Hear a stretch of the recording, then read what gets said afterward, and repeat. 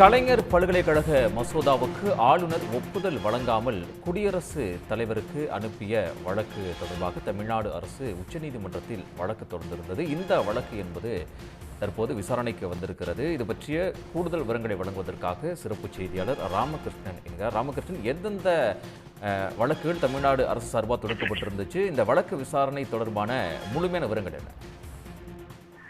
அதாவது கலைஞர் பல்கலைக்கழக மசோதாக்களுக்கு தமிழ்நாடு ஆளுநர் ஒப்புதல் வழங்காமல் குடியரசுத் தலைவருக்கு அனுப்பியதை எதிர்த்து தமிழ்நாடு அரசு தொடர்ந்த வழக்கு.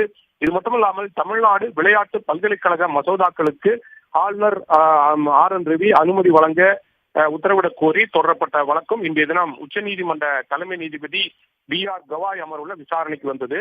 அப்போது தமிழ்நாடு அரசின் சார்பில் ஆஜராகியிருந்த வழக்கறிஞரை பொறுத்தவரையில் இந்த விவகாரத்தை அமைச்சரவையின் ஆலோசனையின்படிதான் ஆளுநர் செயல்பட வேண்டும். ஏற்கனவே தமிழ்நாடு சட்டப்பேரவையில் நிறைவேற்றப்பட்ட இந்த மசோதா என்பது ஆளுநருடைய ஒப்புதலுக்காக அனுப்பப்பட்டது. ஆனால் அவர் ஒப்புதல் வழங்காமல் வழக்கமான நடைமுறை கடைபிடிக்காமல் அவர் என்ன செய்வாரோ அதன்படி தற்போது குடியரசுத் தலைவருடைய ஒப்புதலுக்கு அது அனுப்பி வைக்கப்பட்டிருக்கிறது. இது சட்டத்திற்கு எதிரான செயலாக இருக்கிறது என்று வாதத்தை முன்வைத்தார்.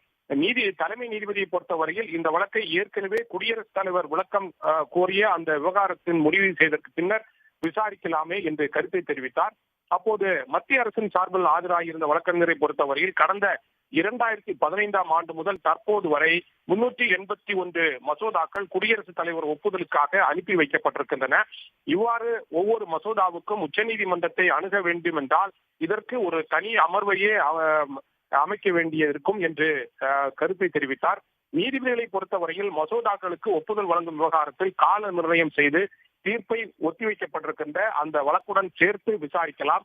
அந்த வழக்கினுடைய தீர்ப்பு வந்ததுக்கு பிறகு இந்த வழக்கை விசாரிக்கலாம் என்று கூறிய நீதிபதிகள் மசோதாக்களுக்கு ஒப்புதல் வழங்க கால நிர்ணயம் செய்த உத்தரவிற்கு எதிராக குடியரசுத் தலைவர் தரப்பில் எழுப்பப்பட்ட கேள்விகளுக்கு தொடர்பான வழக்கினுடைய விசாரணை என்பது முடிவடைந்து தீர்ப்பு ஒத்திவைக்கப்பட்டிருக்கிறது.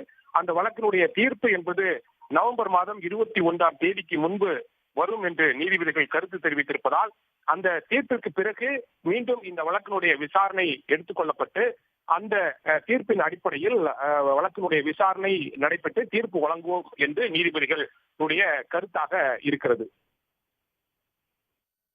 ராமகிருஷ்ணன், தகவல்களுக்கு நன்றி.